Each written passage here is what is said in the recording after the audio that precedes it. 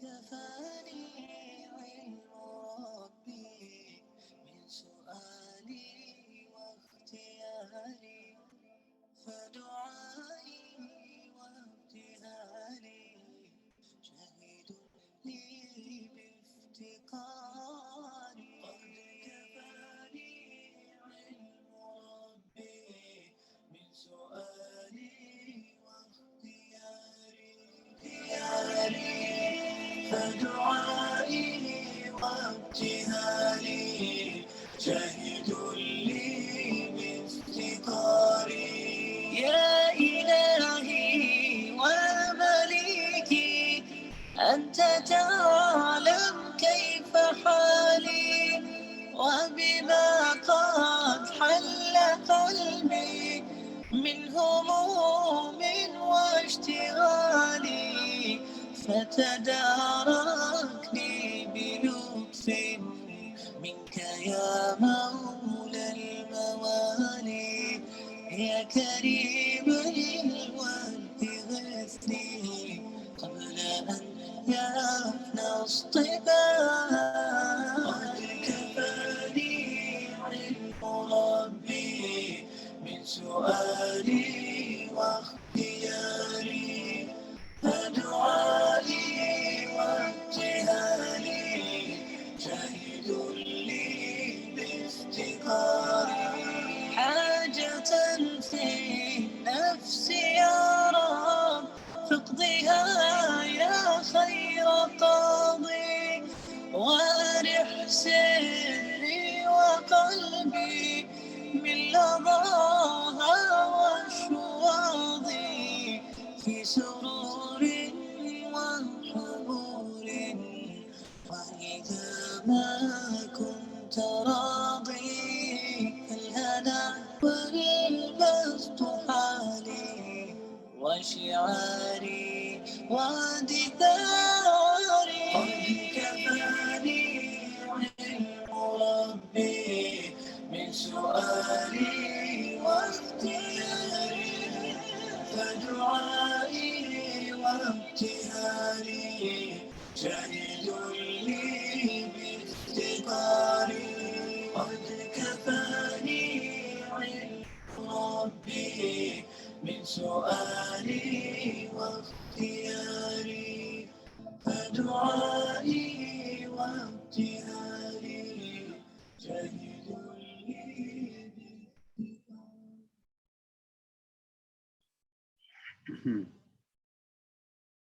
Baik, Bapak dan Ibu sekalian, mungkin kita mulai karena waktu berjalan tanpa henti, tiada henti, maka tentunya kita juga akan mulai segera insya Allah.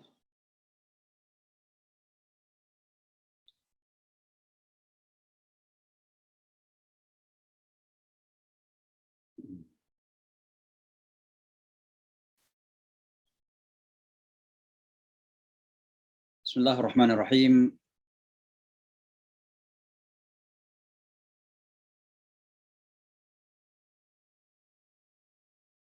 Saya belum lagi kikuk.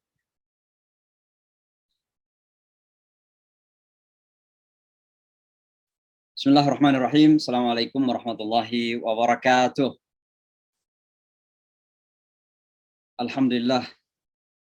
Alladzi anzala ala abdihi alkitab wa lam yaj'al lahu 'iwaja qayyiman liyundhira ba'san shadidan min ladun wa yubashshiral mu'minina alladhina ya'maluna as-shalihat anna lahum ajran hasana makithina fihi abada. Asyhadu an la ilaha illallah wahdahu la syarika lah wa asyhadu anna Muhammadan 'abduhu wa rasuluh la nabiyya ba'dah.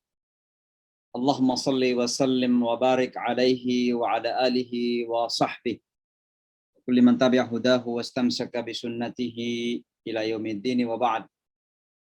Fa subhanak la ilma lana illa ma 'allamtana innaka antal alimul hakim. Allahumma 'allimna ma yanfa'una wanfa'na bima 'allamtana. Allahumma arzuqna fahma wa waffiqna lil 'amali bihi ya rabbal alamin. Rabbi syrah li sadri wa yassir li amri wahlul 'uqdatam min lisani yafqahu qawli. Alhamdulillah, tentu pertama-tama sebagaimana lazimnya kita panjatkan puji syukur kita kepada Allah Subhanahu wa taala bahwa pada kesempatan yang insya Allah penuh dengan barokah keberkahan ini, Sabtu pagi waktu Indonesia, Jumat malam waktu Amerika, kita kembali dipertemukan dalam acara kita Halaqah Al-Quran dari New York, dari Amerika. Mudah-mudahan pertemuan kita ini diberkahi oleh Allah, dirahmati oleh Allah, dan menjadi jalan kemanfaatan dan kebaikan untuk kita semua. Dan mudah-mudahan ini bisa menjadi catatan kebaikan, catatan amal soleh untuk kita semua, yang insya Allah mudah-mudahan dengan itu menjadi saksi yang bisa mendatangkan ridha Allah Subhanahu wa taala kepada kita semua. Dan pada akhirnya pada saat memang kita harus kembali kepada Allah, kita kembali dalam keadaan radiyah, mardiyah, dalam keadaan ridha dan diridai oleh Allah Subhanahu wa taala. Sebelum kita memasuki pelajaran Al-Qur'an kita, saya berusaha menghindari kata tafsir gitu ya. Karena saya agak kikuk dan merasa tidak pantas untuk memberikan tafsiran Al-Qur'an karena kekurangan-kekurangan yang begitu banyak ya, karena kalau kita berbicara tentang tafsir Al-Quran itu, maka memerlukan bahrul ulum, memerlukan lautan ilmu yang menjadi dasarnya, termasuk ilmu bahasa, ilmu nahwu, sharaf, balagha ya, dan juga tentunya kita belajar Al-Quran itu sendiri, asbabun nuzulnya dan macam-macam. Sehingga saya biasa menghindari kata tafsir ini dan sekedar memakai kata belajar Al-Quran. Apakah belajar itu membaca, memperbaiki bacaan kita, itu belajar Al-Quran semuanya. Tapi sebelum kita masuk ke sana, Bapak dan Ibu sekalian, perkenankan saya mengingatkan diri kita semua sekali lagi, bahwa saat ini kita masih berada di awal tahun baru Hijrah 1444 Hijriah. Harapan kita mudah-mudahan tahun ini adalah tahun yang lebih membawa kepada keberkahan, keberuntungan, dan tentunya membawa victory, kemenangan ya kepada umat ini. Begitu banyak sekali permasalahan-permasalahan, tantangan-tantangan, kesulitan-kesulitan yang umat ini hadapi. Kita yang hidup di negara-negara mayoritas non-Muslim, kita adalah minoritas, masih menghadapi kesalahpahaman, Islamofobia yang masih meninggi. Bapak dan Ibu sekalian, hidup di tengah-tengah mayoritas Muslim, ya mungkin saya mengistilahkan zona nyaman, ya juga menghadapi tantangan-tantangan yang besar. Terkadang jumlahnya besar, tapi terkadang bermental minoritas, bahkan diperlakukan seperti minoritas. Ini terjadi di berbagai belahan dunia Islam. Dan oleh karenanya mudah-mudahan tahun ini membawa keberuntungan, membawa kebaikan yang lebih banyak, dan tentunya kemenangan bagi umat kita. Nah, satu hal yang mungkin perlu kita catat bersama, bahwa tahun Islam dimulai dengan peristiwa hijrahnya Rasulullah. Dan ini sudah pernah kita sampaikan dalam satu sesi khusus ketika kita masuki tahun baru beberapa hari yang lalu.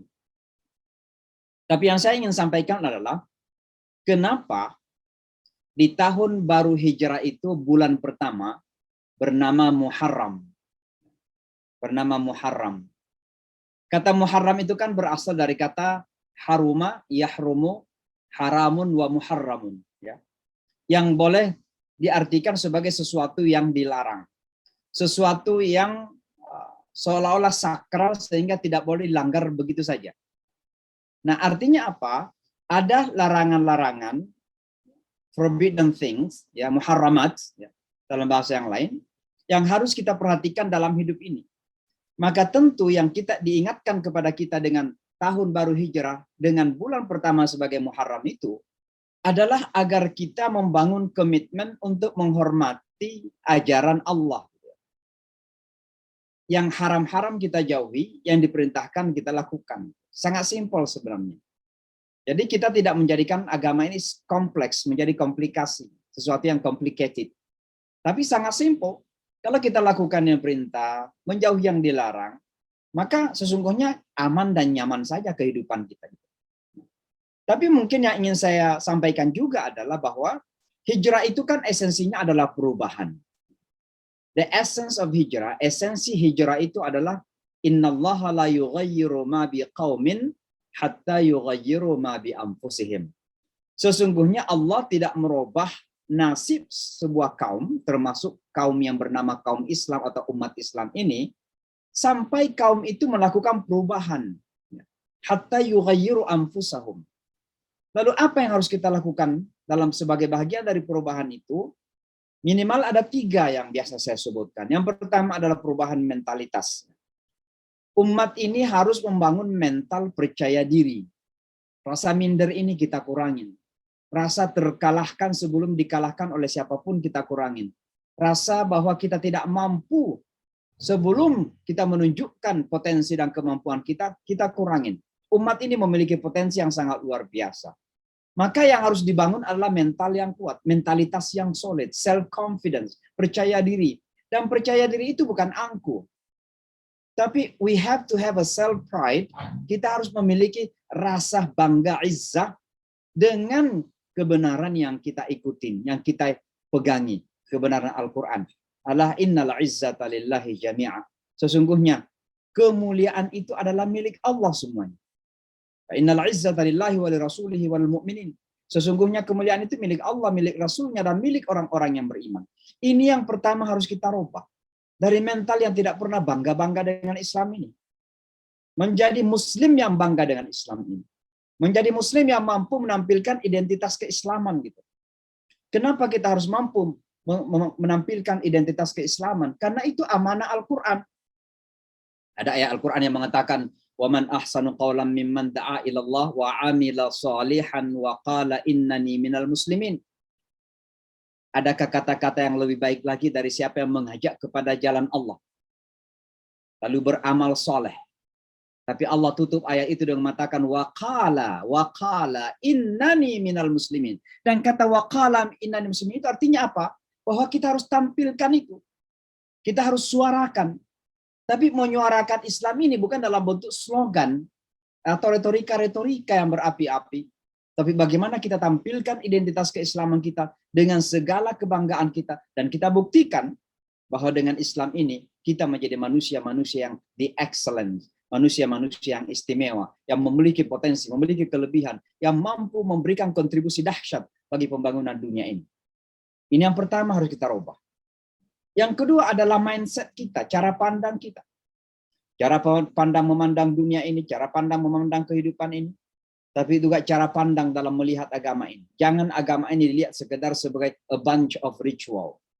Agama yang tersusun rapi dalam praktek-praktek ritualnya, tapi seolah-olah dengan ritual itu selesai semua permasalahan. Kita tidak pernah terganggu dengan permasalahan kehidupan real manusia di luar sana. Bagaimana sistem politiknya, bagaimana ekonominya, bagaimana kehidupan sosialnya. Ini sangat penting sekali. Mindset kita tentang beragama ini harus kita rubah. Agama tidak dirubah, tapi mindset kita dalam melihat agama yang harus berubah. Jadi jangan lihat bahwa agama itu adalah aturan-aturan yang mengatur kita di ruang sempit yang bernama masjid. Begitu kita keluar dari masjid, seolah aturan itu tidak ada. Ini harus kita rubah. Dan yang ketiga adalah perubahan perilaku. Baik perilaku pribadi, individual, tapi juga adalah perubahan perilaku sosial kita. Bagaimana kita lebih disiplin, bagaimana kita memiliki etos kerja yang baik, bagaimana kita bisa membangun networking. Orang Islam jangan pintar berkumpul, tapi tidak bisa membangun kekuatan. Ini masalah umat. Kita bisa berkumpul, bahkan jutaan manusia bisa berkumpul dalam satu waktu. Tapi pertanyaannya, then what? Lalu apa setelah berkumpul itu? Kita bubar, tidak memiliki kekuatan apa-apa. Karena kita hanya bisa berkumpul, tapi tidak bisa membangun networking. Kehebatan orang Yahudi adalah kemampuan membangun networking dalam segala aspek kehidupan. Khususnya dalam bidang perekonomian. Maka mereka pun menguasai perekonomian dunia. Padahal mereka minoritas, hanya 15 juta, 16 juta Yahudi di seluruh dunia. Ini hal lain yang saya ingatkan Bapak dan Ibu sekalian. Dan tentu yang terakhir sebagai peringatan sebelum kita masuk kepada pelajaran kita adalah bulan Muharram ini dikenal dengan Syahrullah. Ya, disebut sebagai Syahrullah, bulannya Allah Subhanahu wa taala.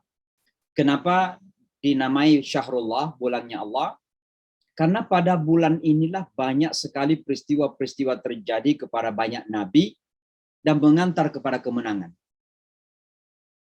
Nabi Nuh alaihi salatu wassalam itu mulai berlayar ya pada Muharram dan kemudian turun dari kapal lautnya itu di bulan Muharram. Demikian juga Adam alaihi salatu wassalam ya, diturunkan ke atas bumi ini juga di bulan Muharram. Tapi ada dua peristiwa penting yang saya ingin kaitkan pada kesempatan ini. Dan peristiwa itu adalah ketika Rasulullah hijrah ke Madinah, beliau mendapati orang-orang Yahudi berpuasa. Rasulullah bertanya kepada mereka, kenapa kalian berpuasa pada hari ini? Itu pada tanggal 10 Muharram, yang dikenal dengan Asyara, dari kata Asyara, 10. Orang-orang Yahudi mengatakan bahwa pada hari inilah Nabi Musa alaihissalatu wassalam diberikan kemenangan oleh Allah dengan ditenggelamkannya Fir'aun dan tentaranya. Maka kemenangan yang terjadi kepada Musa. Maka Muhammad sallallahu alaihi wasallam kemudian mengatakan, nahnu ahaqqu bi Musa minkum. Kita ini memiliki hak lebih di dalam membangun kudwah dan kebersamaan dengan Musa daripada kalian. Karena kalian terkadang menganggap Musa itu sebagai bagian dari ras dan bangsa. Tapi kami, umat Islam, menganggap Musa alaihissalatu wassalam sebagai uswah dalam beragama. Kita punya ikatan iman, ikatan agama, ikatan batin, bukan sekedar ikatan ras.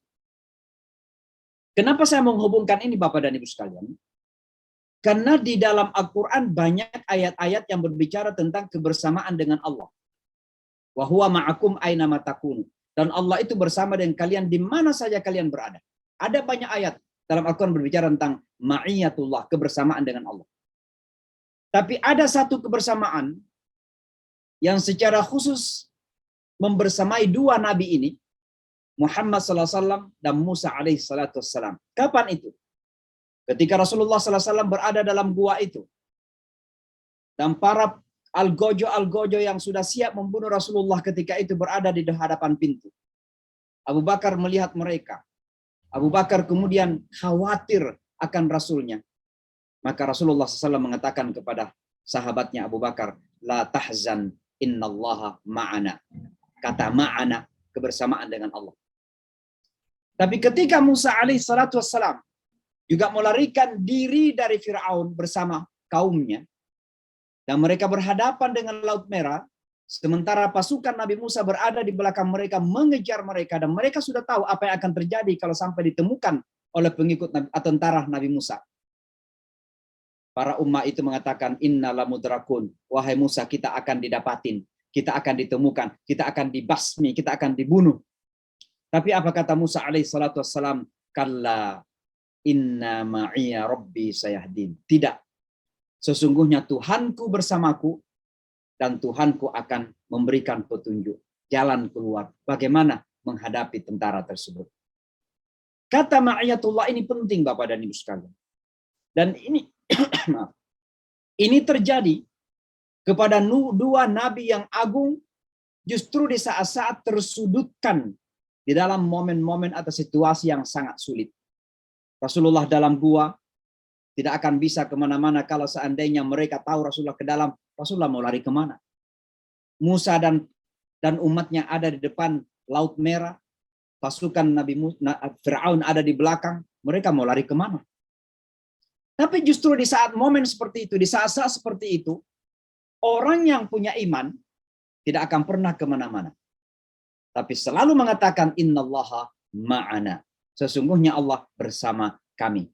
Dalam kalimat Rasulullah. Tapi dalam kalimat Musa, inna ma'iyya. Sesungguhnya Tuhanku bersamaku. Pertanyaannya, kenapa Muhammad SAW mengatakan, innallaha ma'ana. Sesungguhnya Allah bersama kami, bersama kita. Dan Nabi Musa mengatakan, inna ma'iyya rabbi. Sesungguhnya Tuhanku bersamaku. Karena sebuah penggambaran beda antara keyakinan Abu Bakar dan keyakinan umat Nabi Musa alaihissalatu wassalam. Seolah-olah Nabi Musa mengatakan bahwa hanya saya yang beriman kepada Allah. Kalian nampaknya tidak beriman kepada Allah. Sementara Rasulullah mengkonfirmasi bahwa Abu Bakar ada dalam keimanan yang sama bersama Rasulullah Sallallahu Alaihi Wasallam. Poin yang saya ingin sampaikan ini Bapak dan Ibu sekalian. Di saat kita menghadapi permasalahan, di saat kita menghadapi masa-masa sulit, di saat kita menghadapi tantangan-tantangan dan rintangan, dan hidup itu pasti begitu. Jangan kemana-mana. Selalu pastikan bahwa kita yakin innallaha ma'ana. Dan kalau itu ada dalam diri kita, insya Allah, wa may yattaqillah, Allah akan memberikan jalan keluar dan akan memberikan rezeki yang tidak disangka. Yaj'al lahu makhraja wa yarzuqhu min haitsu la yahtasib. Mungkin itu mukaddimah saja karena mumpun kita masih dalam awal tahun baru dan di bulan Muharram. Yang mudah-mudahan kita bisa manfaatkan ini sebagai bulan yang luar biasa karena amal ibadah dilipat gandakan oleh Allah Subhanahu wa taala, dan juga dijanjikan bahwa barang siapa yang berpuasa pada bulan Muharram ini, khususnya pada tanggal 10 Asyura dan bisa ditambah dengan tanggal 9 At-Tasu'a namanya, maka Allah akan mengampuni dosa setahun sebelumnya. Dan mudah-mudahan kita diampuni oleh Allah Subhanahu wa taala. Bapak dan Ibu sekalian, baik kita masuki pelajaran kita. Saya akan membacakan dulu 3 ayat yang kita akan bahas pada malam hari ini dan pagi hari waktu Jakarta. A'udzubillahi minasyaitonir rajim. Bismillahirrahmanirrahim. Walillahil masyriq wal maghrib.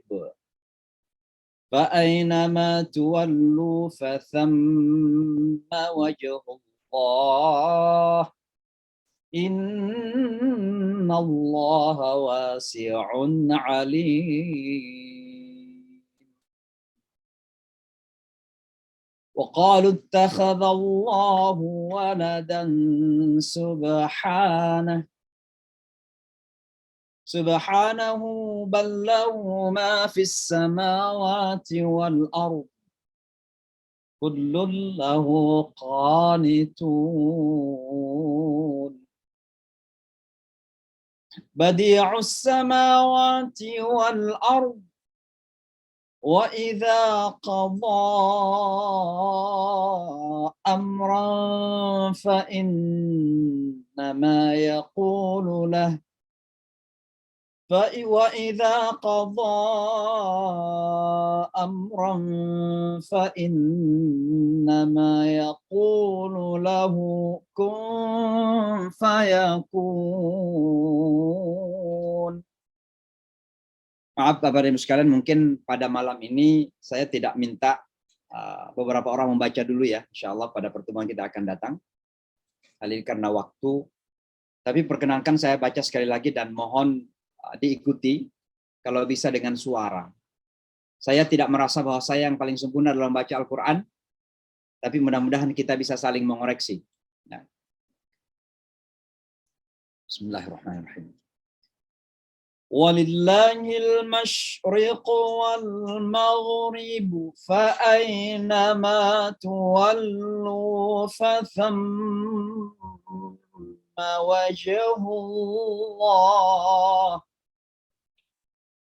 innallaha wasi'un alim. وقالوا اتخذ الله ولدا سبحانه بل له ما في السماوات والأرض كل له قانتون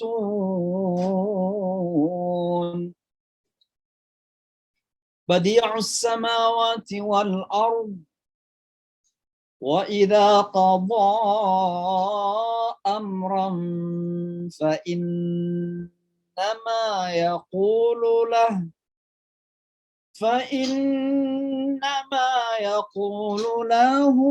كن فيكون.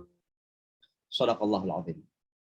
Nah, pada ayat-ayat ini makhraj yang perlu kita pelajari dan latih terus sebagai orang Indonesia, karena kita akui bahwa ada beberapa kelemahan kita sebagai orang Indonesia. Yang pertama adalah shin. Walillahil masyriq. Sya. Ya. Ini kadang ada orang Indonesia kalau bahasa Inggris bagus menyebutkan sya. I'm shy, saya malu. Tapi kalau baca Al-Quran, bacanya walillahil masyriq. jadi sya, mash, ya, mash. Kemudian sa, ya sa itu ada pada kata fa'inama fasamma, fasamma, sa ya, fasamma, sa. Jadi biasanya dalam bahasa Indonesia ada ta, ti dan s, ti dan s ya, sa. Fasamma wajhullah. Dan yang ketiga adalah ain, ya, seperti biasa lazim. Ini ada di tengah tenggorokan kita ya. Tenggorokan kita innallaha wasi'un alim, wasi'un alim ya. Lalu huruf yang lain adalah kha seperti biasa ya, seperti biasa kha ada pada ayat kedua wa qalu takhadallah. Qalu kha. Ini juga kita perlu latihan. Ini tenggorokan bagian atas. Kha. Kalau ain di tengah ya. Lalu yang selanjutnya adalah ha ya. Ha dengan ain sama tempat keluarnya. Ha ain sama tempat keluarnya tenggorokan tengah ya. Ketika Allah mengatakan subhan ya. Itu perlu kita praktek itu.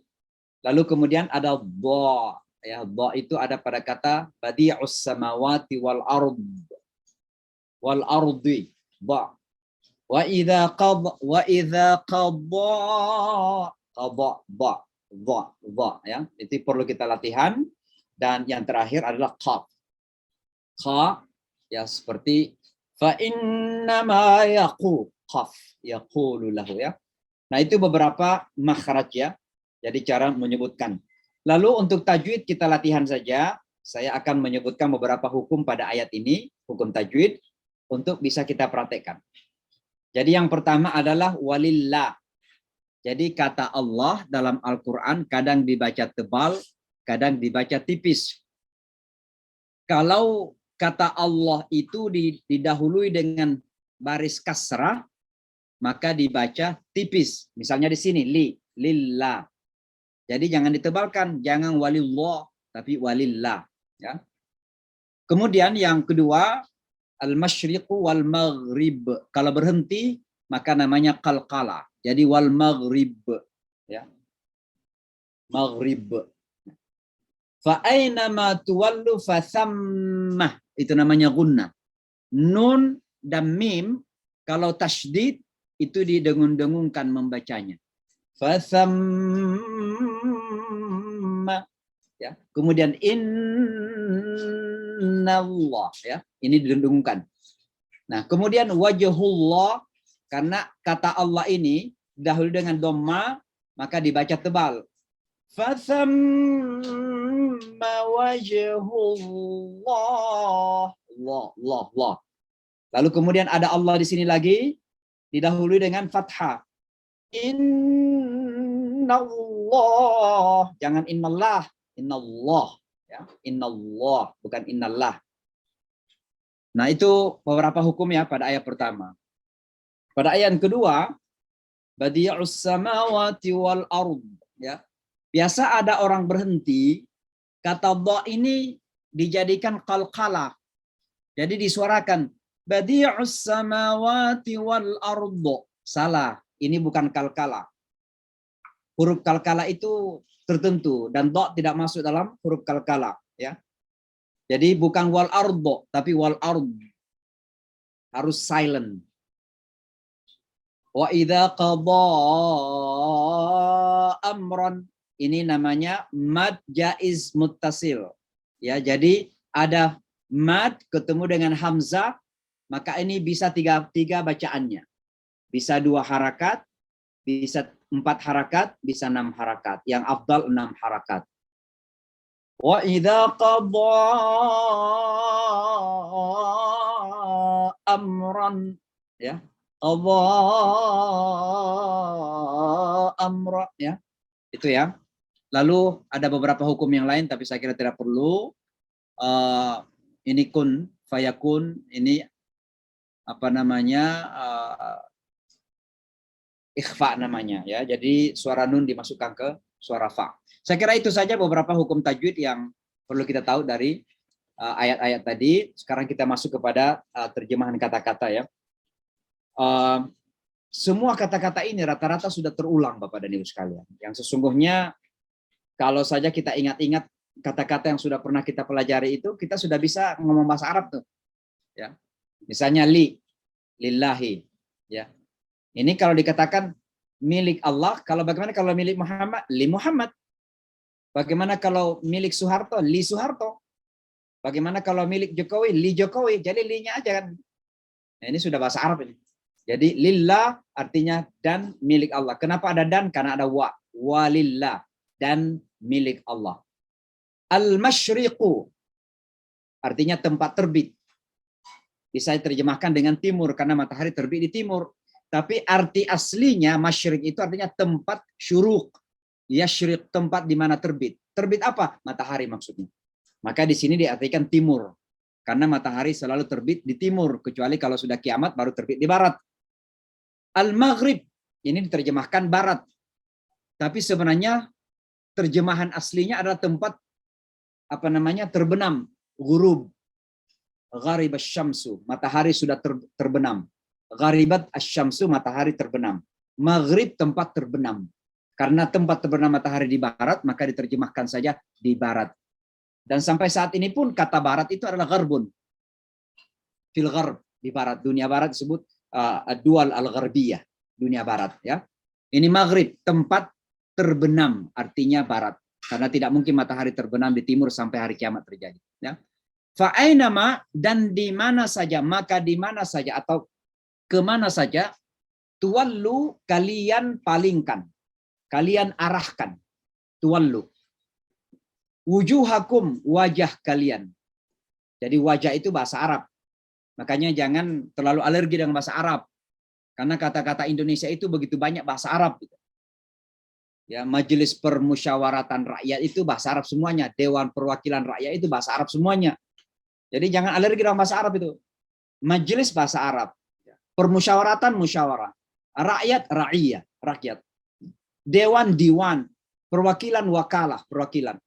Rakyat, ra'iyah. Jadi bahasa Arab semua itu. Jadi jangan kita alergi dengan bahasa Arab ini. Ya. Nggak apa-apa lah ngaku-ngaku kita sebagai orang di Nusantara. Tapi nggak perlu kita alergi dengan bahasa Arab. Gitu. Ya. Apalagi bahasa Arab ini bahasa Al-Quran kita. Gitu. Jadi wujuhakum itu artinya wajah-wajah kalian. Wajuhun, wajahani, wujuhun. Ya. Wujuhun. Wujuhakum, wajah kalian.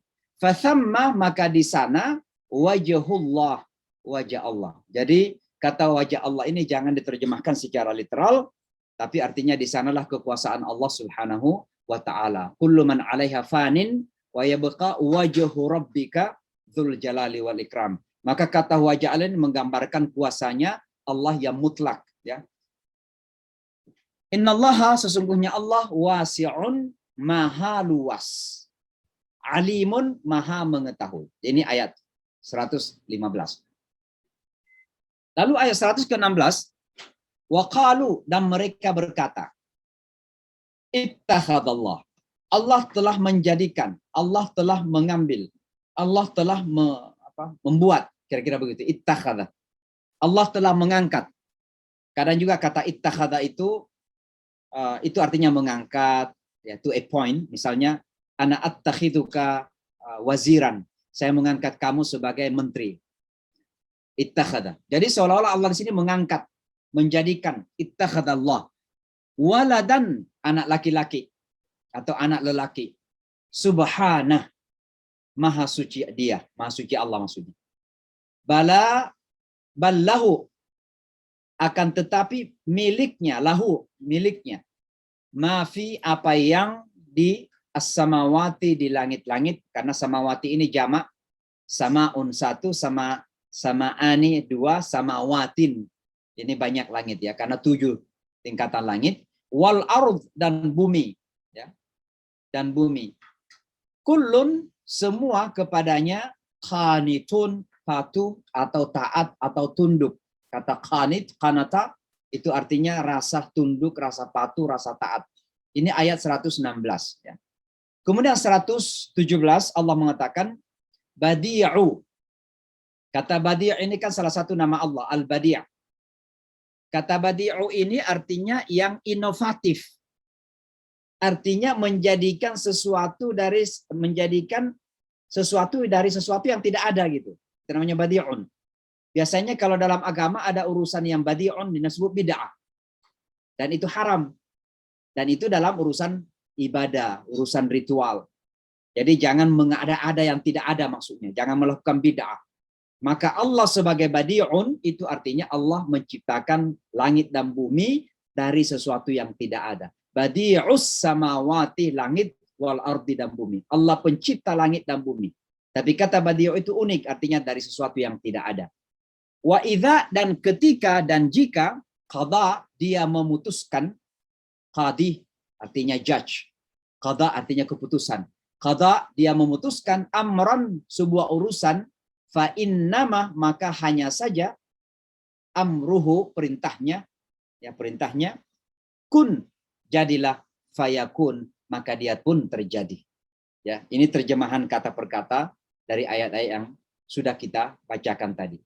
Nah, mudah-mudahan kita bisa belajar terus-menerus ya, memahami terjemahan Al-Quran ini kata per kata, agar suatu saat ketika kita tidak membaca Al-Quran dengan terjemahannya, kita ada bayangan. Mungkin belum mampu memahami secara sempurna terjemahannya, tapi minimal ada bayangan, oh maksud Allah ini begini.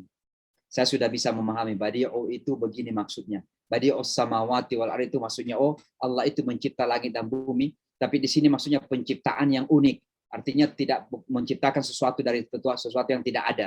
Kalau orang Jepang bikin mobil ya sudah ada besinya kan begitu. Tapi Allah menciptakan langit dan bumi ini ya memang nggak ada sebelumnya. Cuma perintahnya kun, jadilah, fayakun, maka jadilah bumi dan langit tersebut. Baik Bapak dan Ibu sekalian, itulah terjemahan ya. Mari kita masuk di dalam tafsir singkat saja, yang sekali lagi kata tafsir ini berat, tapi memang itulah kita pahami secara umum ya. Jadi secara singkat begini. Ketiga ayat ini menegaskan kepada kita semua tentang kekuasaan Allah yang mutlak. Ketiganya. Esensi dari ketiga ayat ini atau kesimpulan daripada tiga ayat ini hanya satu. Berbicara tentang kekuasaan Allah yang tiada batas dan bersifat mutlak. Dan terkadang berada, dan bukan terkadang, memang pada umumnya berada di luar kemampuan manusia untuk memahami. Makanya nanti kita melihat ada kata-kata subhana. Kata subhana itu dalam Al-Quran, itu kerap kali dipakai ketika akal manusia sangat daif, sangat lemah untuk memahaminya. Misalnya ketika Allah mengatakan, subhanalladzi asra bi'abdihi. Maha suci Allah yang memperjalankan hambanya di malam hari. Kenapa disebut dimulai dengan subhana? Karena memang perjalanan Isra Mi'raj Rasulullah ini kalau kita ingin logikakan dengan akal-akal kita akan gila sendiri. Kita tidak akan mampu memahami itu. Maka dimulakan subhana. Maka kekuasaan Allah ini pada umumnya berada di luar batas kemampuan manusia berpikir. Black hole, ciptaan Allah secara keseluruhan ini, tidak lebih dari 3% yang mampu dipahami oleh manusia. Begitu banyak eksplorasi sains, teknologi, ya, ilmu pengetahuan, tapi begitu masih sedikit yang mampu ditemukan oleh manusia dari ciptaan-ciptaan Allah Subhanahu wa taala ini. Dan begitu manusia menemukan sesuatu, bangganya luar biasa, bahkan angkuhnya luar biasa.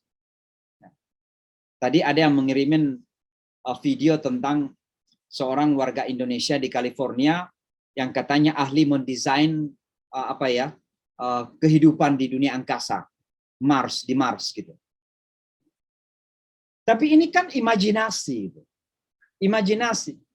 Hanya mampu mendesain dengan berimajinasi bagaimana kalau manusia tinggal di ruang angkasa di Mars itu. Kira-kira rumahnya bagaimana, nanti tempat tinggalnya bagaimana, nanti ruang lapangnya bagaimana. Tapi dia tidak berpikir bahwa Mars itu ada, siapa yang menciptakan gitu. Tiba-tiba berpikir sekarang ini akan tinggal di Mars gitu. Bumi ini saja kok belum kita kuasain. Sudah berusaha dirusak sana-sini. Ini di California sekarang ini terjadi kebakaran hutan yang luar biasa. Dan dampak panasnya itu sampai ke kota New York. 6 jam naik pesawat itu. Tapi panasnya hari ini luar biasa di kota New York. Kenapa terjadi climate change? Manusia pun belum paham betul bumi ini bagaimana caranya untuk menjadikannya sebagai surga-surga kecil. Demikianlah luar biasa kekuasaan Allah Subhanahu wa taala. Maka pada 3 ayat ini semua berbicara tentang kekuasaan Allah Subhanahu wa taala. Tapi pada setiap ayat ada sesuatu yang ingin Allah spesifai, ada yang Allah ingin khususkan penjelasannya. Maka ayat 115 merupakan jawaban kepada kaum tertentu. 116 jawaban kepada kaum tertentu, dan 117 berbicara secara global tentang kuasa Allah Subhanahu wa taala. Mari kita masuk kepada ayat per ayat. Jadi pada ayat 115 ini, mungkin Bapak dan Ibu masih ingat bahwa ketika Rasulullah Shallallahu alaihi wasallam berhijrah ke Madinah, kan sholatnya kan waktu itu masih bingung. Sholatnya ke Mekah, lalu kemudian di Mekah itu dikelilingi 360 patung-patung yang disembah oleh orang-orang musyrik Arab. Maka pada saat yang sama hati Rasulullah SAW begitu cinta kepada kota Mekah dan ingin sholat yang menghadap Ka'bah al-Musyarrafah, ke Ka'bah, tapi pada saat yang sama ada rasa kurang sreg gitu. Karena Ka'bah itu dikelilingi oleh patung-patung yang disembah sebagai sembahan ya oleh orang-orang musyrik. Maka Allah Subhanahu wa taala kemudian memerintahkan Rasulullah sallallahu alaihi wasallam, bahkan sebelumnya pun sebenarnya memerintahkan Rasulullah SAW untuk salat menghadap Yerusalem. Nah, beberapa tahun kemudian turunlah perintah untuk memalingkan wajahnya dari Yerusalem ke Mekah. Nah, orang-orang Yahudi ini kan gak habis akal untuk mocking Rasulullah, untuk mengolok-olok Rasulullah, untuk menghina Rasulullah, untuk menampilkan bahwa Muhammad itu orang yang tidak serius, orang yang main-main, orang yang bukan nabi, ingin mengingkari gitu.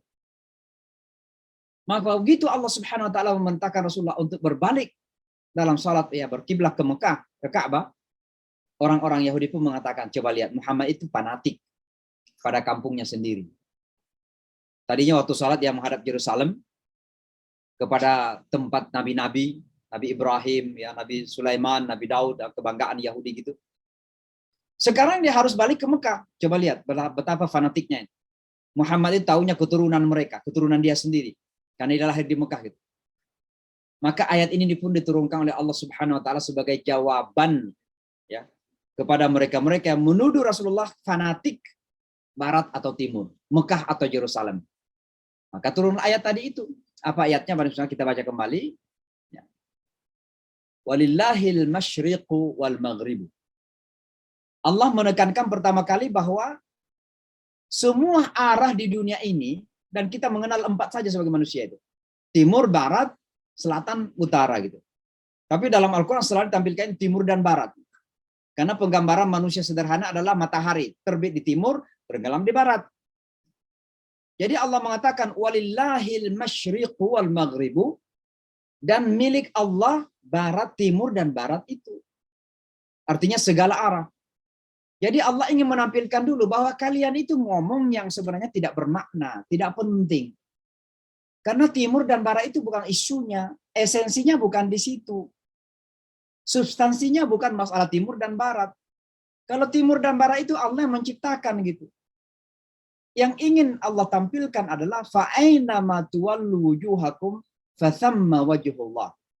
Esensi daripada menghadap barat atau timur itu bukan barat dan timurnya, tapi bagaimana Anda menghadapkan wajah begitu. Dan kata wallu tuwallu di sini bukan hanya secara literal fisik, tapi bagaimana batin kita, bagaimana mindset kita, bagaimana cara berpikir kita, bagaimana visi kehidupan kita mengarah kepada Allah gitu. Itu yang dimaksud dengan kemana saja kita mengarah gitu. Fa'aina ma tuwallu. Bukan sekedar menghadap ketika sholat, tapi makna secara umum adalah bahwa di mana saja kita menghadapkan wajah kita dalam ketaatan. Apakah di pasar, apakah di parlemen, apakah di rumah sakit, di saat kita sakit. Kita taat kepada Allah. Di sana ada kuasa Allah Subhanahu wa taala, bukan masalah timur dan barat di sini. Allah seolah-olah ingin mengatakan Anda itu kekanak-kanakan. Yang Anda permasalahkan timur dan barat, tapi Anda lupa bahwa esensi itu bukan timur dan barat. Esensinya itu adalah loyalitas dan ketaatan kepada Allah, kepada kuasa Allah Subhanahu wa taala. Ya. Makanya Bapak dan Ibu sekalian, kalau kita melihat itu ada 2 penekanan di situ ya. Yang pertama penekanan kuasa Allah tentang kepemilikan barat timur, dan yang kedua adalah Allah Subhanahu wa taala menekankan bahwa dia mendengar dan melihat gitu. Dia mendengar dan mengetahui gitu. Jadi esensinya betul-betul ada pada fokusnya adalah kuasa Allah. Maka umat ini terkadang ya, dan ini pelajaran bagi kita ini, bagi kita umat Islam ini. Di dalam berislam ya bukan berarti tidak penting simbol-simbol itu. Sangat penting. Terkadang itu menjadi identitas. Tapi jangan sampai kemudian kita lebih pentingkan simbol-simbol daripada esensi dari keislaman itu. Simbol yang kita pentingkan. Misalnya teman-teman ini mohon maaf ya. Kita bertengkar tentang masjid. Kubahnya bagaimana, menaranya bagaimana. Bahkan mohon maaf ya. Terkadang karena memakai metode yang berbeda, arah kiblat pun masih ada pertengkaran gitu. Karena metode yang dipakai berbeda. Ada yang memakai metode ini, ada yang memakai metode itu. Akhirnya, misalnya di Amerika ini, ada perbedaan pendapat sebagian. Tapi sekarang alhamdulillah udah mulai menyatu nih. Ada yang mengatakan bahwa kiblat ke arah Mekah dari New York misalnya itu adalah apa ya, North East. Saya nggak tahu Indonesia North East itu. Ada yang mengatakan South East. Jadi kayak begini nih. Kayak begini, ada yang ke sana, ada yang ke sini gitu. Kenapa? Karena metode yang dipakai itu berbeda. Maka saya tidak mengatakan tidak penting untuk kita menemukan betul mana yang terdekat kepada kebenaran. Kita berusaha itu. Tapi jangan sampai kemudian esensi yang diajarkan oleh Allah tentang pentingnya sholat, pentingnya kita khusyuk, pentingnya jamaah, justru tercabik-cabik hanya karena perbedaan metode untuk kita mengetahui kemana yang paling tepat untuk kita berkiblat. Maka Allah pun mengatakan, "Fathamma wajhullah." Di sana ada wajah Allah Subhanahu wa taala. Ini pada ayat 115. Jadi ini sebenarnya tanpa menyebutkan ya, adalah sebenarnya ini juga pengolok-olokan. Jadi seolah-olah Allah menghina, ya, memang begitu mereka hina gitu. Karena mereka menghina Rasulullah, maka Allah kembalikan dengan olok-olok. Seolah-olah mereka itu pikirannya kekanak-kanakan gitu. Yang dipikirkan timur dan barat, tapi tidak tahu betul-betul bahwa esensinya bukan masalah timur, masalahnya adalah kuasa Allah dan loyalitas beribadah kita kepada Allah Subhanahu wa taala. Itu pada ayat 115. Lalu pada ayat 116 ini Allah juga menyampaikan, menekankan sebuah kekuasaan yang luar biasa. Bahwa Allah bukan sekedar memiliki timur dan barat, tapi bahkan dia adalah pemilik langit dan bumi gitu. Ya. Kalau kita lihat ayat-ayat di atas itu, coba kita kembali ya. Wa qalu ittakhadallah. Tapi saya ingin sampai yang tengahnya dulu. Ballahu ma fis samawati wal ard. Dan baginya apa yang ada di langit dan di bumi gitu. Jadi tadi kan lil masyriq wal maghrib, milik timur dan barat. Sekarang Allah lebih luas lagi mengatakan bukan sekedar timur dan barat, tapi justru langit dan bumi milik Allah. Bukan sekedar miliknya. Kullun lahu qanitun. Semuanya tunduk, patuh, taat kepada Allah. Bintang-bintang sujud kepada Allah, matahari sujud kepada Allah, bulan sujud kepada Allah, pohon-pohon sujud kepada Allah, ikan-ikan kecil yang berenang di lautan itu sujud kepada Allah, sujud dalam arti qanitun, taat, patuh kepada aturan Allah Subhanahu wa taala. Allah menyampaikan ini untuk apa? Untuk memperbaiki mindset orang-orang yang percaya bahwa Allah itu harus memiliki anak. Apalagi mohon maaf, Allah harus punya anak atau memiliki anak yang anak ini satu-satu lagi diutus untuk apa? Untuk disalib. Untuk apa disalib? Agar manusia bisa terampuni. Seolah-olah Allah begitu naif mengampuni hamba-hambanya kalau anaknya tidak ada, apalagi anaknya tidak diutus untuk disalib. Maka ini adalah bantahan kepada mereka yang menuduh Allah atau percaya bahwa Allah itu punya anak. Dan siapa itu ya tentu kita udah kenal. Maka Allah mengatakan, kalian itu kok sampai seolah-olah Allah itu naif sekali untuk memaafkan hamba-hambanya. Atau Adam alaihissalam dan anak cucunya gitu. Harus punya anak. Kan anak itu biasanya dikatakan orang yang paling dekat. Waladun, apalagi anak laki-laki bagi orang Arab. Itu berarti anak yang sangat dekat, tangan kanan gitu. Seolah Allah ini begitu terbatas, lemah, dan harus ada orang di tangan kanannya, anaknya, kayak prince lah, kayak pangeran gitu. Agar Allah bisa melakukan itu. Maka Allah mengatakan, no, tidak demikian. Allah itu punya langit dan bumi, dan segala sesuatu ini patuh tunduk taat kepada Allah Subhanahu wa ta'ala. Maka kalau Anda mengatakan ittakhadallahu walada, Allah kemudian menjadikan seorang anak, Allah mengatakan subhanah, maha suci Allah. Tuduhan bahwa Allah punya anak, tuduhan bahwa Allah ini harus punya pembantu, tangan kanan semacam pangeran gitu, ini adalah tuduhan yang luar biasa. Maka kata subhanallah itu di satu sisi adalah ungkapan yang seolah-olah akal manusia nggak bisa menerima gitu. Memang di luar batas akal manusia gitu. Kalau mungkin saya agak kasar sedikit, yang hanya orang yang gila saja yang percaya seperti itu sebenarnya. Karena akal yang logis, yang sehat nggak seperti itu. Maka Allah mengatakan subhanah, maha suci Allah gitu. Maha suci Allah untuk punya anak gitu. Ya tidak mungkin. Langit dan bumi saja miliknya, segala sesuatu yang ada dalamnya miliknya. Dan segala sesuatu yang ada di langit dan di bumi ini kok tunduk patuh kepadanya. Ngapain harus punya pangeran gitu. Apalagi sekedar untuk mengampuni gitu. Innallaha yaghfiru dzunuba jami'a. Allah mengampuni seluruh dosa. Lalu Bapak dan Ibu sekalian, pada ayat 117 ini Allah menegaskan ya, kuasanya. Kalau tadi tentang timur dan barat, pada ayat 116 tentang langit dan bumi, sekarang Allah ingin fokus kepada bagaimana Allah mencipta gitu. Bagaimana Allah mencipta. Kalau tadi kan miliknya langit dan bumi. Sekarang pertanyaannya, bagaimana Allah mencipta? Apakah susah gitu? Kalau kita melihat sekarang ini kan orang berlomba-lomba bikin mobil listrik misalnya. Ada Tesla milik Elon Musk gitu. Nah, orang tentu kagum dengan Elon Musk. Gimana kemampuan dia? Tentu bukan juga dia. Cuma dia yang kemudian menginisiasi. Lalu ada orang yang ahli-ahli gitu yang membuat itu. Mobil listriknya. Dan dia menjadi kaya raya gitu. Ya. Tapi intinya adalah asosiasi kita tentang sesuatu, tentang kreasi yang begitu hebat, terkadang menjadikan kita lupa kepada siapa yang melakukan dan menciptakan dan bagaimana dia menciptai. Ini salah satu kelemahan manusia. Mudah kita memahami kreasi, tapi lupa bagaimana kreasi itu terjadi. Bahkan yang terpenting, siapa yang melakukan kreasi, siapa yang melakukan pekerjaan itu. Kita bangga melihat ada Rolls Royce, mobil Rolls Royce misalnya, mobil dari Inggris. Wah, orang pada kalau punya Rolls Royce merasa hebat gitu. Bisa membeli dengan harga yang mahal. Lamborghini dari Italia misalnya kan. Minimal Mercedes misalnya kan. Atau BMW misalnya. Bangga kita. Tapi pernah nggak kita berpikir bahwa alangkah hebatnya orang-orang itu?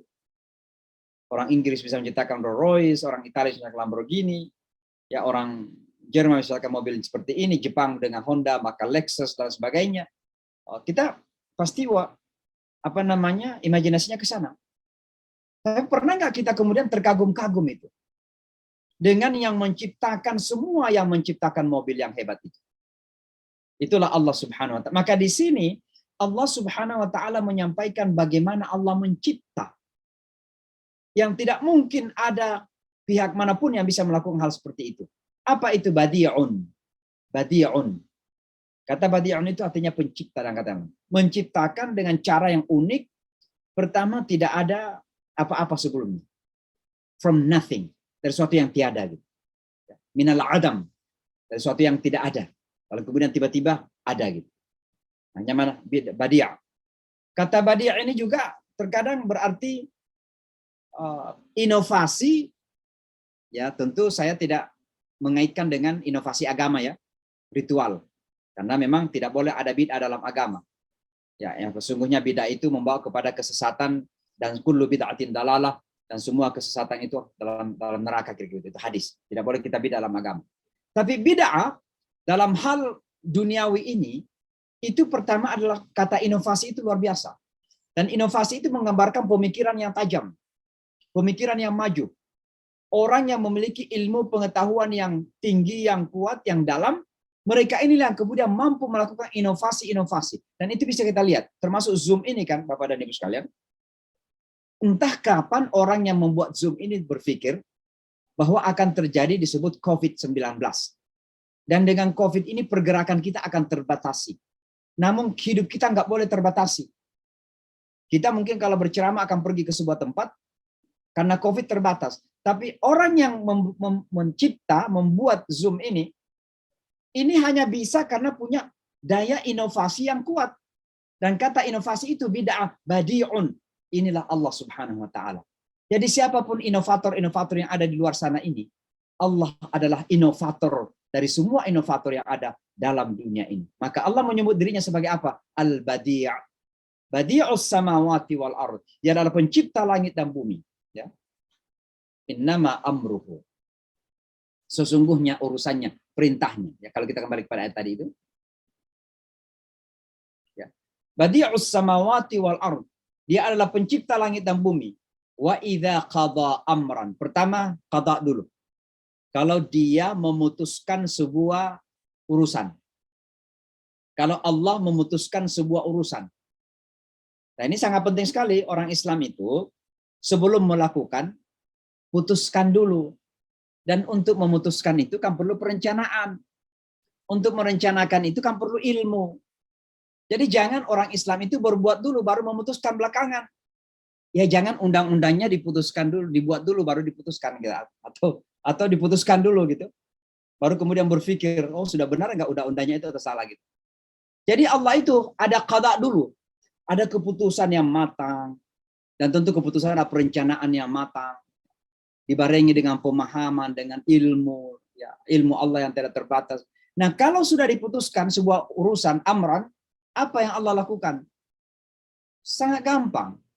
Innama yaqulu lahu kun fayakun. Sesungguhnya hanya dia mengatakan bagi keputusan itu, jadilah, maka jadilah. Allah seolah-olah ingin mengatakan begini. Keputusan Allah untuk ya mengalihkan kiblat dari Yerusalem ke Mekah itu keputusan dan Allah hanya merintahkan dengan kuasanya. Wahai Muhammad, alihkan. Tapi yang lebih penting lagi, keputusan Allah untuk menciptakan Isa alaihi salatu wassalam, innama amruhu, dia cuma mengatakan kun fayakun, maka jadilah Isa. Makanya Isa itu disebut dengan kalimatullah.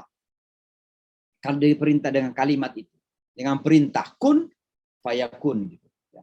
Maka Bapak dan Ibu sekalian, kembali kepada kesimpulan kita, ya ketiga ayat ini esensinya kesimpulan yang terpenting adalah menegaskan kuasa Allah. Dan kuasa Allah Subhanahu wa taala ini kerap kali bahkan pada umumnya berada di luar daya kemampuan nalar kita sebagai manusia. Makanya ada kata subhana. Dan yang ketiga, kita fahamin bahwa tuduhan-tuduhan kepada Rasulullah, ya, bahwa Rasulullah itu adalah fanatik pada kampungnya sendiri, bukan kepada Allah, itu dijawab dengan tegas. Bagaimana Allah membela Rasulnya. Bahkan dengan cara mengolok-olok mereka. Bagaimana Allah mengolok-olok mereka? Bahwa cara berpikir mereka itu kekanak-kanakan. Yang dipikirin cuma timur dan barat, padahal esensinya nggak di situ. Esensi, the real matter, permasalahan yang sesungguhnya bukan pada timur dan barat, tapi pada loyalitas kita kepada penyembahan kepada Allah Subhanahu wa taala. Dan yang terakhir sekali, Allah kemudian menegaskan bahwa begitu mudah bagi Allah di dalam melakukan apa saja termasuk mencipta. Innama amruhu idza arada syai'an an yaqula lahu kun fayakun. Saya kira demikian Bapak Ibu sekalian, mudah-mudahan manfaat ya. Dan insya Allah mohon maaf hari tafsir kita rubah karena satu dan lain hal, dari Kamis malam waktu New York menjadi Jumat malam waktu New York, berarti dari Jumat pagi waktu Jakarta Indonesia menjadi Sabtu pagi waktu Jakarta dan Indonesia. Mudah-mudahan ini tidak terlalu banyak mengganggu kegiatan kita, dan kita juga tentu batasi karena masing-masing keluarga sudah ada rencana di hari Sabtu ini, tapi mudah-mudahan bermanfaat untuk kita semua. Saya kira demikian, saya akhiri sampai di sini. Kalau memang ada sesuatu yang ingin disampaikan, sebentar dulu saya unmute semuanya. Silahkan di-unmute diri sendiri dan silahkan. Fadhil, kalau ada yang menyampaikan sesuatu atau ingin bertanya barangkali, ada beberapa waktu ke depan.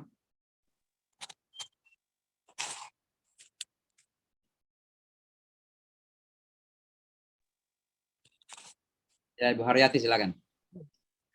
Terima kasih Ustadz, alhamdulillah saya mendapatkan lagi sesuatu yang baru, menarik sekali. Yang saya ingin sampaikan, bisakah kami mendapatkan rekamannya rekamannya, dan kalau mungkin ini teks PowerPoint-nya ini untuk ada kesempatan untuk dicatat gitu. Jadi sewaktu-waktu bisa dibuka lagi. Insya Allah ini akan sangat bermanfaat untuk nanti disampaikan lagi kepada orang-orang di sekitar kami. Itu saja Pak Ustadz. Terima kasih sekali. Alhamdulillah. Terima kasih Bu. Jadi saya kira teman-teman kita di Nusantara ini akan mengupload dari Zoom karena terekam oleh Zoom ini dan akan dimasukkan di YouTube Nusantara Foundation Official. Bisa lihat di sana. Kalau teks bahannya ini bisa juga diminta kepada nomor Nusantara Foundation. Mereka bisa mengirimkan, insya Allah. Saya kira begitu. Terima kasih Bu atas kesempatan bisa hadir dan mudah-mudahan bermanfaat, insya Allah. Silakan kalau ada yang lain. Kalau tidak ada cukup, kita akhiri. Afwan Ustadz. Assalamualaikum warahmatullahi wabarakatuh. Yang saya mau tanyakan Ustadz ayat 115. Menghadap ke timur dan ke barat itu juga bahwa di situ Allah mengabarkan juga bahwa barat itu tidaklah lebih, kan itu ya kira-kira Ustaz. Nah, bagaimana dengan menghadap kiblat di saat kita misalnya dalam kapal laut gitu Ustaz, untuk menghadap kiblat itu gimana? Apakah juga terkait dengan ayat ini Ustaz? Jazakallahu khairan. Iya, secara fikih memang terkait dengan ayat ini ya. Fa'ainama tuwallu wujuhakum. Ada ayat lain yang mengatakan di surah Al-Baqarah. Fa'ainama tuwallu wujuhakum fathamma wajhullah. Dan di mana saja kalian menghadapkan wajah kalian, maka di sana ada Allah Subhanahu wa taala. Maka ayat ini juga terkait secara fikih bahwa ketika kita sholat dan kita tidak tahu arah kiblat, maka bismillah kita yakinkan insya Allah mudah-mudahan di sini. Kalau salah pun Allah sudah terima ya. Tapi kalau misalnya kita di pesawat, kita duduk ya, lalu mungkin arah kiblat agak ke kanan, kita mulai saja dengan ke kanan. Gini, Allahu Akbar. Nanti kan pesawat itu berputar, kalaupun sudah berputar ya kita jangan berputar lagi. Karena kita sudah mulai menghadap gitu ya. Demikian juga di kapal laut saya kira demikian. Ya, di kapal laut kita usahakan meyakinkan dulu bahwa kiblat arah di arah sana, kita mulai sholat kita, tapi ketika kapal itu berputar ya sudah Allah menerima. Itu secara fikih demikian ya. Tapi ada satu hal yang tadi Ibu singkat sebutkan juga, tapi Ibu tadi tidak maksudkan demikian. Tapi saya pahami, saya ada satu poin yang saya sampaikan. Ada satu asumsi yang terbangun dalam dunia kita sekarang ini, bahwa dunia ini dibagi kepada beberapa bagian, khususnya kepada dua bagian. Ada dunia barat, ada dunia timur. Dan pembagian dunia barat dan timur ini sebenarnya tanpa disengaja terbangun di atas asumsi atau persepsi rasisme. Ini belum pernah kita dengarkan, tapi saya ingin sampaikan. Kenapa rasisme?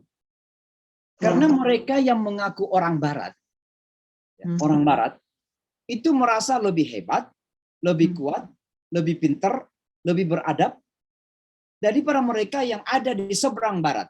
Dan kata Barat itu bukan geografis, bukan bagian bumi, tapi demografi, pembagian manusia. Ada manusia yang merasa lebih hebat. Kalau seandainya Barat itu adalah geografi artinya belahan bumi, maka New Zealand, Selandia Baru, dan Australia itu nggak masuk kategori Barat. Mereka di timur. Tapi karena pembahagiannya bukan geografi, demografi, maka Selandia Baru dan Australia itu mengaku bagian dari Barat.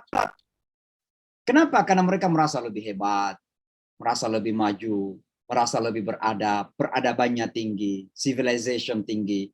Sementara yang lainnya itu adalah rendah, tidak punya apa-apa, lemah, terbelakang. Nah, pembagian dunia Barat dan Timur seperti ini sesungguhnya, itu motivasinya tadinya adalah bagian dari rasisme yang terjadi dalam kehidupan kita. Sehingga ada orang juga yang mohon maaf ya, baru saja menginjakkan kaki di salah satu dunia mengaku Barat ini, sudah mengaku ke Barat-Baratan. Tanpa kita rasakan bahwa mengaku ke Barat-Baratan itu pun sesungguhnya merendahkan orang-orang lain, dan itu bagian dari rasisme yang terjadi. Demikian juga dalam ilmu pengetahuan, dalam keilmuan Islam misalnya, ilmu Islam itu biasa dikenal dengan orientalisme. Oriental. Kata oriental itu artinya timur. Orientalism artinya paham ketimuran. Maka Islam itu agama orang timur. Siapa orang timur? Lawannya dari orang barat. Barat tadi siapa? Yang paling hebat, yang paling kuat, paling pintar gitu. Nah, ini bagian dari pembodohan, bagian seperti ini. Maka ketika Al-Qur'an mengatakan walillahil masyriq wal maghrib, Al-Qur'an kemudian merubuhkan konsep tadi itu, bahwa nggak ada bedanya timur dan barat, itu sama semuanya. Yang membedakan adalah fathamma wajhullah. Siapa yang taat, siapa yang loyal, siapa yang ibadah kepada Allah, dia lebih hebat. Bukan masalah timur dan barat. Nah, ini Al-Qur'an luar biasa itu. Terkadang kalau kita ingin dalami lagi tafsirannya ini lebih jauh, ini banyak hal-hal yang bisa kita sampaikan. Tapi salah satunya adalah merubuhkan konsep barat dan timur dari segi Western dan Eastern, dari segi pembagian dunia kita sekarang ini. Maka umat Islam harus betul-betul yakin bahwa kita semua sama. Apakah kita di barat, di bumi, apakah mengaku orang barat, mengaku orang timur. Yang membedakan adalah fathamma wajhullah, tuwallu wujuhakum. Ya, ini dia, poinnya ada di sini. Tuwallu fathamma wajhullah, menghadapkan wajah kita kepada Allah. Inna akramakum indallahi attaqum. Yang paling mulia di antara kalian ini adalah yang paling takwa kepada Allah Subhanahu wa taala. Bukan karena mengaku orang barat, bukan karena mengaku orang timur. Timur dan barat tidak menentukan kemuliaan, tapi justru tawallu fathamma wajhullah. Di mana kita selalu menghadapkan wajah kita kepada Allah Subhanahu wa taala. Kita demikian. Jazakumullah khairan Ustaz. Baik, insyaallah. Kalau tidak lagi kita akhiri insyaallah cukup. Kita ketemu pada hari Sabtu pagi waktu Indonesia yang akan datang. Hari Jumat bagian di Amerika, malam Jumat ya. Jumat malam ya, bagian di Amerika yang akan datang insyaallah. Mudah-mudahan ada manfaatnya. Selamat beraktivitas yang di Indonesia dan selamat yang melanjutkan malam malam Sabtu di Amerika. Ya mungkin ada yang masih akan lama baru tidur, tapi kalau yang mau istirahat silakan selamat beristirahat. Saya akhiri sampai di sini. Mari kita tutup dengan doa kafaratul majlis. Subhanakallah wa bihamdik, asyhadu an la ilaha illa anta, astaghfiruka wa atubu ilaik. Wassalamualaikum warahmatullahi wabarakatuh.